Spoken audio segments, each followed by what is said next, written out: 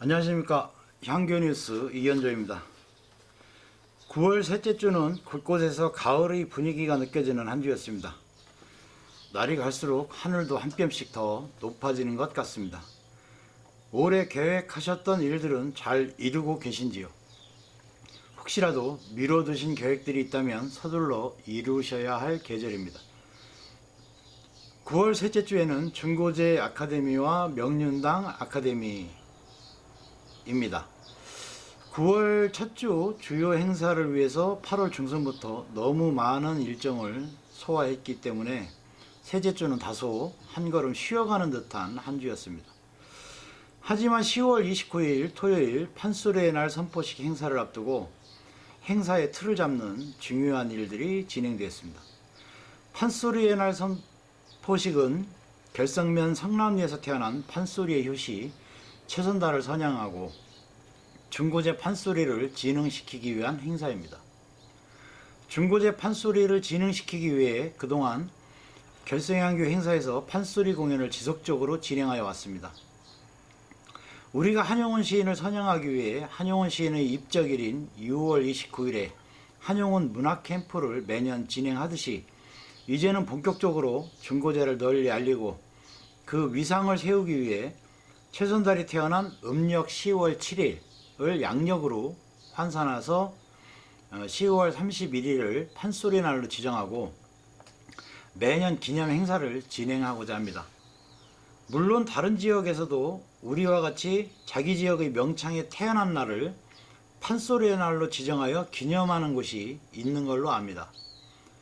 판소리 효시로 학계에서 인정하는 최선달의 탄생일을 판소리의 날로 지정하는 것이 가장 타당성이 높다고 생각합니다.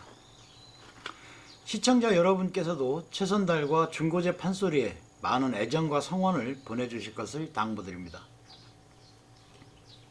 다음은 중고제 아카데미입니다.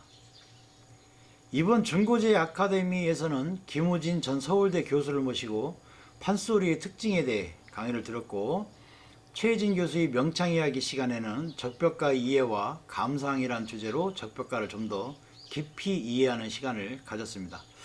이후 저녁 공연 시간에는 박성환 명창과 신정혜 명창의 적벽가를 감상을 했습니다. 행사 내용 잠시 영상으로 감상하시겠습니다. 중고제라고 하는 음악에 대해서 저는 저 나름대로 이렇게 이제 정리를 한 내용이니까 여러분들이 들어보시고 또 제가 말씀드리는 것이 중고제 전부는 아닐 수도 있을 겁니다. 또 다르게 생각하시는 분들도 많이 있으실 거고요. 그래서 이제 그 충청도의 여러 가지 음악적인 특징을 전통음악에서 이제 얘기를 하면은 민요에서는 보통 이제 경기 민요 그러면은 금강 이북 지역까지를 합쳐가지고서 경기 민요권이다 이렇게 얘기를 하기도 하는데 고유한 것을 얘기를 하자면 사료화제 얘기를 하면서 매나리를 얘기를 합니다. 그런데 이제 사실은 이 매나리라고 하는 것은 충청도에만 있는 것이 아니고 호남 지역에도 있고 제주도에도 있고 전국에서 다 고르게 산재되어 있는 그런 음악들이다 보니까 충청도 반의 것이라고 하기에는 조금 좀 어렵고. 저는 지금 전승되거나 소리가 남아 있는 판소리 작품을 대상으로 개요를 이해하고 또 사설을 살펴보는 그런 시간을 매달 갖고 있는데요.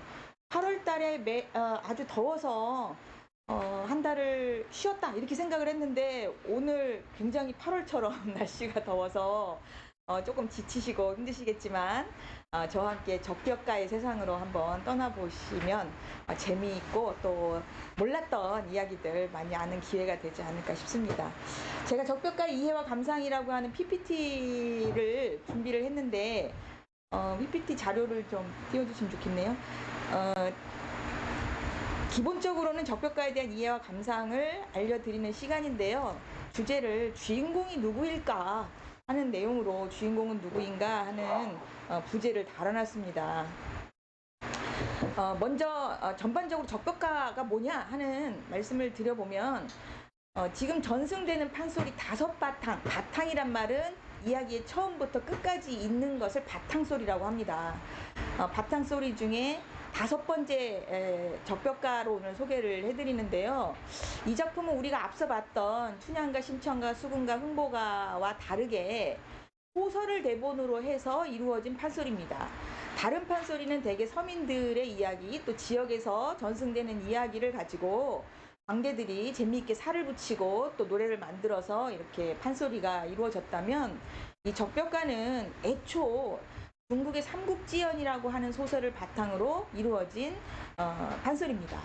근데 왜 이런 중국 소설을 가지고 판소리가 만들어졌을까?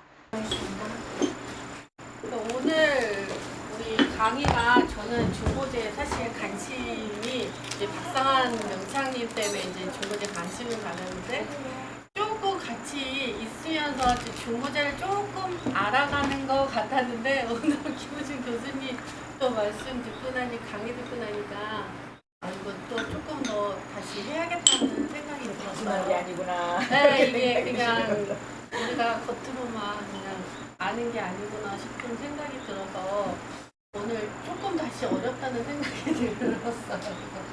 아까 근데 사실 좀 되게 단순한 질문을 한번 하고 싶었거든요. 근데 비웃을까봐. 저희 뭐 진양조 김성욱 선생님이 명창이 시조라고 했었는데 저희는 이제 뭐 진양조, 중머리, 뭐 자진머리 이렇게 얘기는 들어봤지만 그거는 사실 저게 뭐지? 어떤 박자지? 이거는 사실 저희 일반인들은 잘 모르겠거든요. 그래서 쉽게 그냥 이건 자진머리 노래야, 소리야라는 거를 저희가 일반적인 사람들이 접했을 때 어떤 노래를 들으면 이거는 자진머리, 이건 중중머리 이런 걸 좀 쉽게 느낄 수 있을까요? 그거는 우리 노래하시는 분이 좀 더 잘 설명하실 수 있을 것 같은데. 네, 또 그리고 아까 선생님께서 아까 뭐 중고제, 중편제, 서편제 이런 것도 잘 그러면은 들으시면 아시는 거 아니면 장단?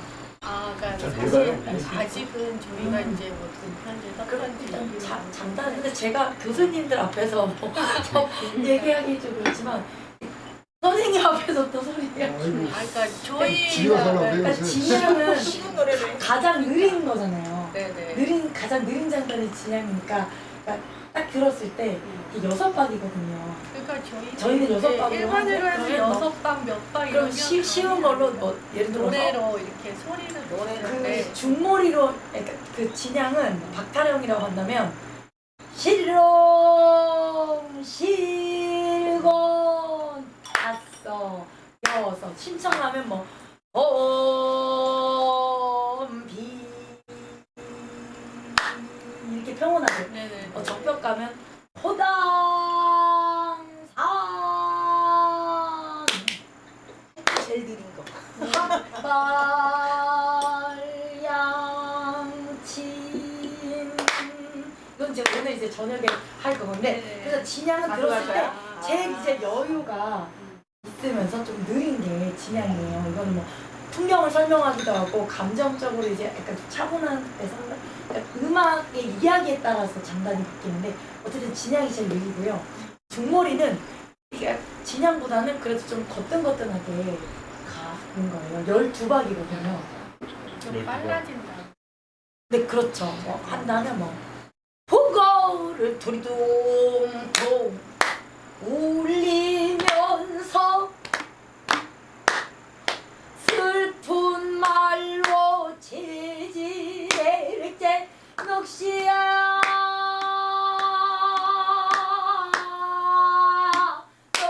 넋이로다. 아까보다 말이 좀 많잖아요. 이렇게 하고 중중머리는 이제 최근에 나온 거예요. 원래는 중중머리가 없어서 그 이동백의 색타령은 자진머리로 이때 마차 보니 때 녹음방 조동 때 이렇게 가잖아요. 근데 이제 지금의 색타령은 새가 따라든다 새가 새가 따라든다 이렇게 하나 둘 셋 둘 둘 셋 셋 둘, 뭔가 어깨춤이 이제 네, 들썩들썩 나면서 미녀 같은 느낌이 나는 많이 게 들어본 중머리. 게 이거. 네, 맞아요, 맞아요. 좀 흥겨운 느낌이 나면은 네. 네. 그거는 중중머리다라고 생각합니다. 그 잦은 머리는 이게 좀 뭐라 그러지? 더 거뜬거뜬해요. 그 내박인데 지금보다도 장단이 더 빠른 거죠. 이제 아까 하셨던 산조에도 가장 빠른 게 이제 뭐 휘머리도 있지만 검은고 같은 경우에는 가장 빠른 게 잦은 머리거든요. 판소리에도 뭐 말이 맞지 못하야 이남 삼경시에 바람이 차차 일어난다 이렇게 잦은 머리 딱 이렇게 가는 게 잦은 머리고요. 좀 빨리 보여요, 그것도. 이렇게 그죠? 찝어주시니까 빨라요. 그러고 이제 휘머리가 있어요. 휘머리는 이제 뭐 그 심청이가 마지막에 물에 빠지거나 또 박을 탈 때 뭐 흥보가 좋아라고 흥보가 좋아라고 개도 짝을 털어먹고 남도로 서고 또 랩처럼 이렇게 네네. 빨리 하는 게 휘머리. 아주 빠른 거. 제가 이제 심청가로 대통령상을 받았고요. 적벽가는 정말 오랜만에 들려드려서 많이 부족할 테지만 이렇게 이쁘게 잘 들어가 주시고 또 열심히 최선을 다하겠습니다. 감사합니다. 한군산에 다르며 아나이에 등상은 지금 대군을 권하리고 천리 전장을 나오시고 승부가 미결돼야 헌하 계산을 바래는 대유망스럽게 우르부르는 오지 말고 이리 오니라 나 허구 술이나 먹고 노세 저구 아연하여 왈네 말도 옳다마는 내그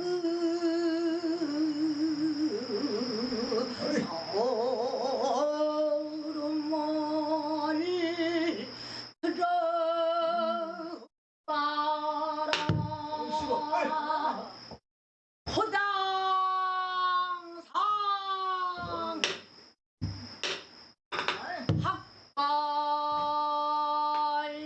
학발량치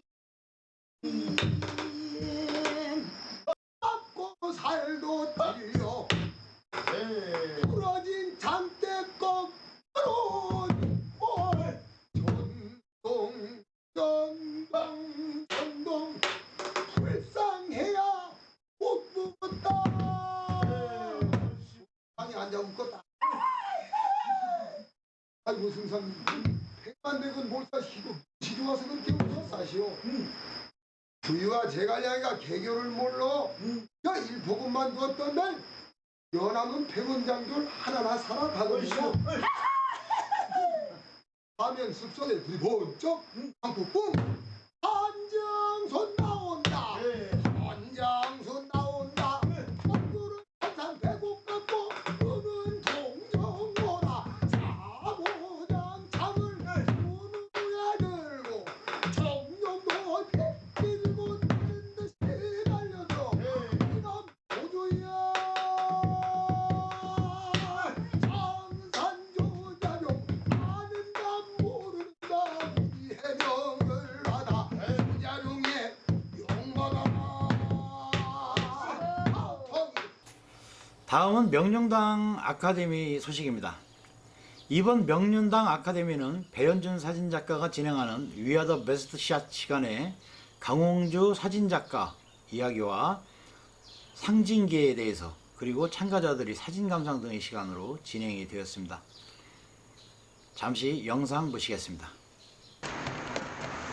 그래서 이제 그동안 찍은 사진들을 좀 정리하면서 이제 전시 준비를 쭉 했었거든요. 그래서 이제 전시를 할까 하고 좀 이제 그 갤러리의 담당자들도 만나고 또 그런 와중에서 이제 뭐 느낀 것도 있고 그러면서 좀 많이 정리를 했습니다. 정리를 했고 정리 중이고요. 그런데 이제 뭐 예를 들자면 이런 거였죠. 제가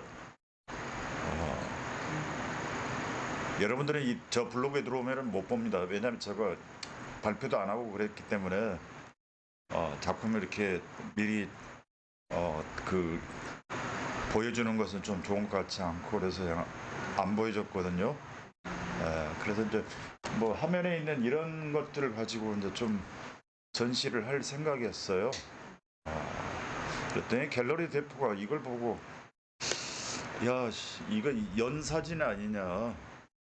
아마추어들이 찍는 가장 흔한 사진이다. 그래서 나는 연사진 찍은 게 아닌데 이걸 통해서 좀 말하고 싶은 것들이 있었는데 그 부분은 이제 보질 않고 그냥 소재 자체 가지고 아마추어 같다. 그래서 왜냐하면 이제 갤러리 대표는 자기들 장사를 해야 돼요. 예, 전시하면 그냥 봉사활동을 하는 게 아니라 작품이 팔려야 되고 팔리면 자기도 이익이니까 많이 팔릴수록 이익. 그래서 그쪽에 자기 전시장에서 안 한다 그러면은 뭐 할 수 없는 거예요.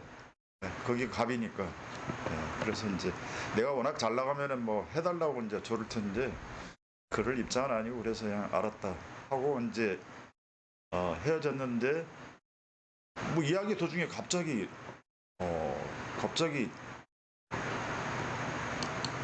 이 사진을 보여주는 거예요. 이후번 문화재청 문화재 전문위원이 진행하는 문화재 아는 만큼 보인다 시간에는 세계 유산에 대해 이해의 깊이를 더하는 시간을 가졌습니다. 잠시 영상으로 만나보시겠습니다.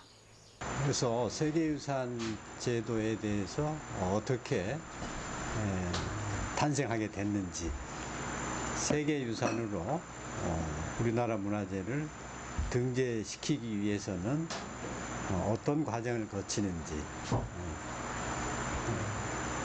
또 세계유산으로 등재되기 위해서 어떻게 쪽집게 가해를 해야 되는 것인지,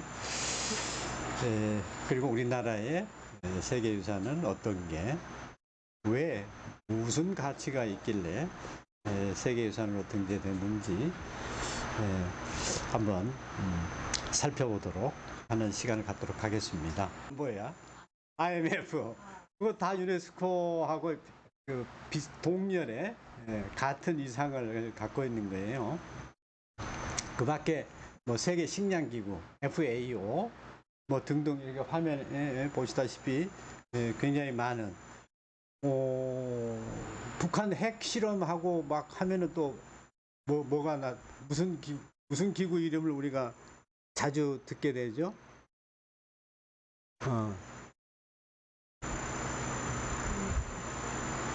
이카오 아닌가? 이카오?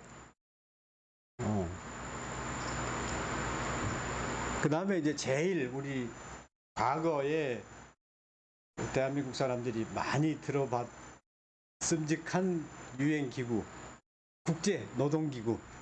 국제노동기구 뭐야? ILO. 유네스코하고 같은 위상을 갖고 있는 기구들이 그런 겁니다. 또 하나, 우리가 이제 유니세프라는 조직 이름을 많이 들어보죠. 유네스코하고 유니세프를 좀 헷갈려 할 수도 있어요. 유니세프는 어린이 돕는 펀드, 기금. 우리나라의 유니세프는 사단법인격으로 활동을 하고, 유네스코는 준정부기구인 것이죠. 유네스코는 에이전시, 유니세프는 펀드, 그 다음에 활동하는 분야도 다르죠. 오늘 준비된 소식은 여기까지입니다. 시청해 주셔서 감사합니다.